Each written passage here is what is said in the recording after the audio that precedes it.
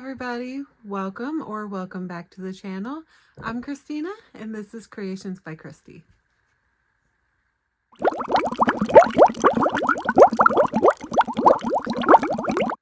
Hey everyone, welcome back to the channel. If you're new here, this is part of my kind of Pinterest Made Me Do It series.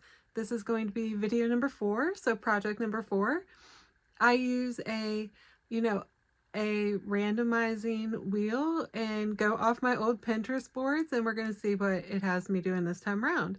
So far, I've made a doily, I've made a zipper pouch bag, and I've done a earwormer. A fleece earwormer was the last one. So it is covering crochet and sewing projects thus far. I haven't expanded into any of my other things. Well, without further ado, let's go ahead and let's see what the wheel says we're going to do this time around.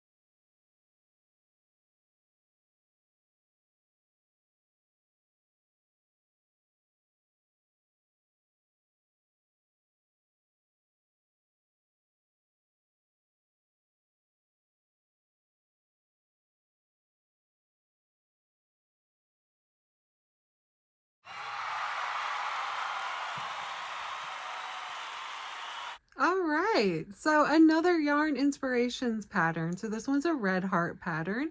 I'm so happy to get to make something for one of my dogs. I'll probably end up making it for both of them, honestly, but let's get through one to start with. The other good thing with this is that I get to use granny squares, if you saw that. So I do actually have a bag full of granny squares.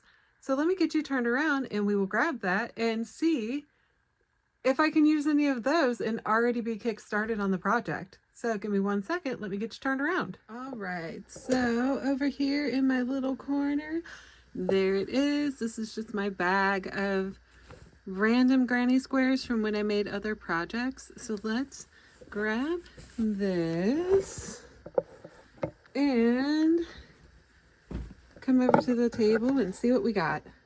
All right, everybody. If you are new here, you might not know this, but I like to print. I like physical media. So I printed off the pattern. So one thing I do see, this is using a very specific red heart thing. It's the red heart Ogo. I'm just using what I have. Another thing I noticed with this is that this is not a granny square pattern. This is actually a granny motif pattern. So I will show you the chart. It's a little bit different than a granny square. I think we're still going to use what we have though and see if I can get anything out of the cheater bag. But this is a granny motif chart if you've not seen one before.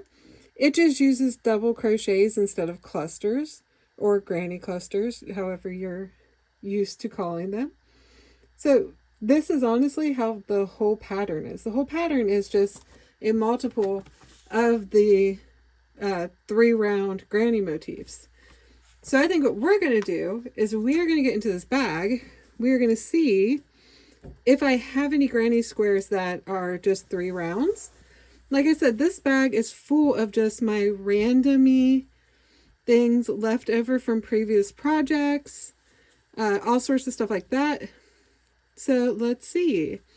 Well, those are some 3 round. I wonder if I have more of those. What I used to do when I was making little things is I would just make granny squares with my leftovers. You know, small blankets, things like that. Some of these are 100% from when I started crocheting. And how you can tell is, I mean, this is an original granny square for me. This was probably a chain 4 instead of using a magic circle. Now, of course, I am more a magic ring magic circle user. I really wonder if I have more of those, because those are almost the perfect size for this whole thing. And if not, we can always work with, ooh, look, I'm getting lucky, that color pattern. Because here's the thing, my dogs are not going to care. I have a beagle, I have a dachshund. They're both males, but guess what? They don't care what color I put on them when it comes down to their clothes. They do like their clothes though. So let me finish digging through this bag, see what else I have, if I have any more of these, and then we're going to go from there. Alrighty, so I went ahead, I dug out all of this style, out of the bag. Now we do need 21 squares to make the small size. I think the small size would be perfect for my smaller dog, of course. I'm going to count these out. We're going to see what we have, because guess what? It is also saying that the square should be about 3 1/4 inches using an H hook, because it's a size 4 yarn, and they're perfect.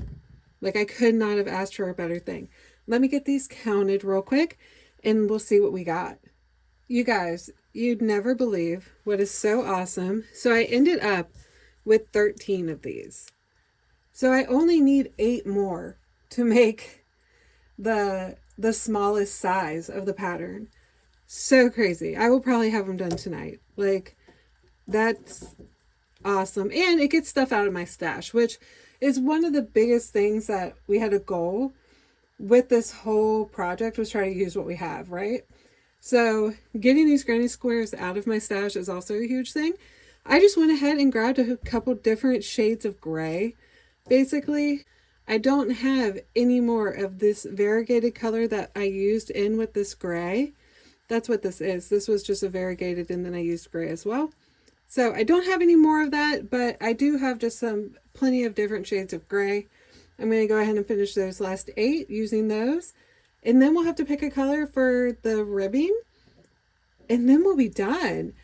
That is so awesome. With how quick this one might go, I might end up making the second one for my other dog. So let me get through this one first, and we'll go from there.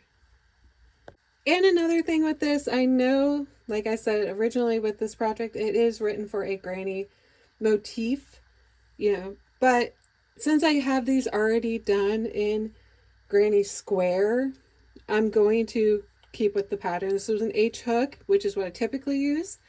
So I'm going to go ahead and just keep doing them as granny squares, just so everything matches and not switch to the motif. If I do end up making the other one for my other dog though, I will make that one fully out of the motif, because I am out of this size granny square in my stash. So let me go ahead and get to going on these.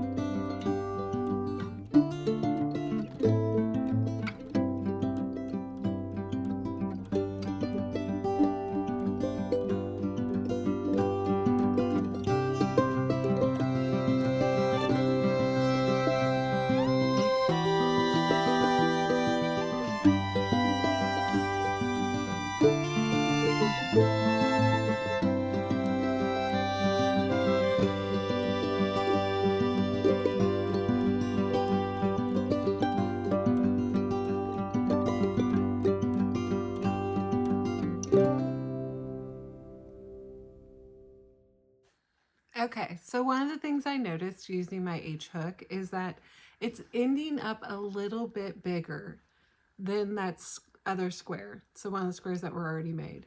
So what I think I'm going to do is go ahead and go down to a G or a 4.5 and see if that kind of cleans it up a little bit, especially because I know that this one is the exact size that they expect them to turn out to be.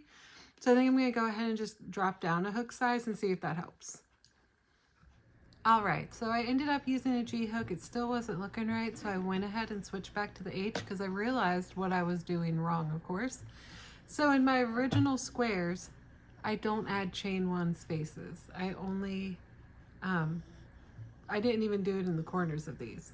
I did do it in the new one, So when I redid it, I used an H hook and they ended up being perfect matches. So I just have to make 8 more of these. I'm going to go ahead and try to get those done tonight while I'm watching some TV, and I will check back in later. All right, I got all those new ones done. Turn on some more light so we can see a little better. So I got all those new ones done. So now I got those extra 8. I ended up just finding some gray. Yeah, went through that, just used that so they're solid. So then, let me scooch it over a little bit. What's really nice about this pattern is there is a little guide on the back to show you how to lay out your squares to make the full sweater. So I'm going to get these laid out with you, and then let's see what we end up with. And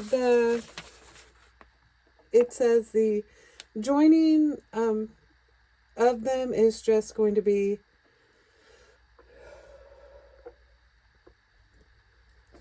all right. It says the joining of them is just going to be joining them with a single crochet going through both squares. I'm actually going to use this. I'm going to use this nice like grayish tan color for my joining and my ribbing. I think that's going to look the best. I think it's going to give that good contrast to it, and to do the edging as well. So let's get this laid out to the pattern. Let's see what it end up looking like.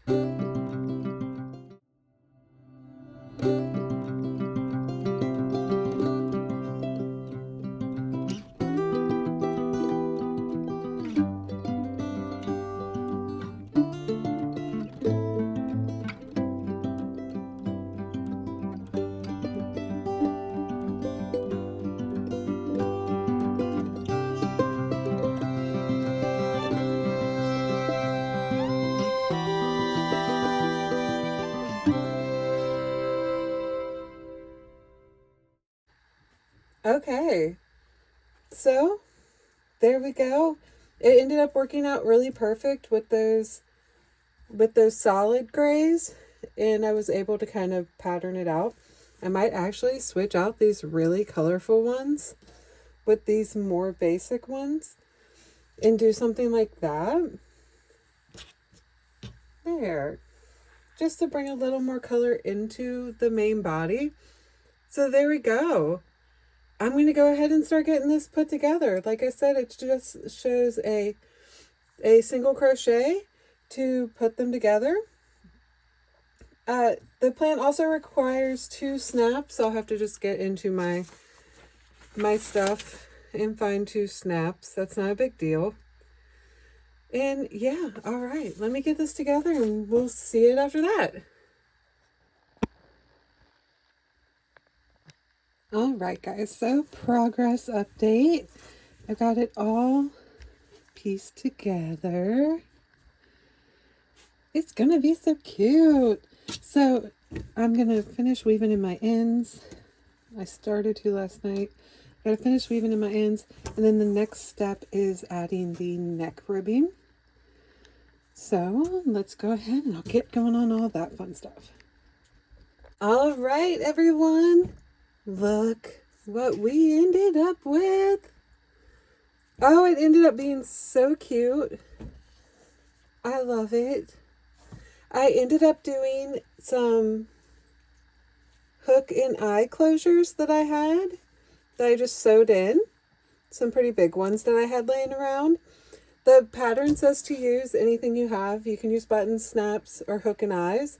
It needs to be something that's sewn in, just because of the thickness of the yarn. I tried using snaps with a snap thing, but it didn't work.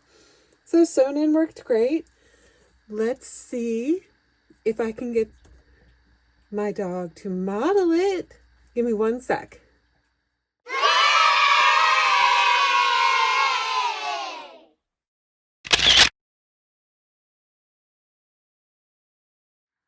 I mean, could he have been any cuter? Like, it fits him perfect. I think I'm going to have to make another one. What's really great with that pattern too is it's the same size squares no matter what size, and it has the square amounts all the way up to an extra large dog. So super, super easy project. I love ones like that, and that is 2 in a row, which is even better. Thank you so much for watching, especially if you've made it this far. Please give the video a like if you would feel like doing so, and subscribe as well, and you can continue this creative journey with me. And hey, here soon we'll see what we're doing next. So thank you, everyone. Bye.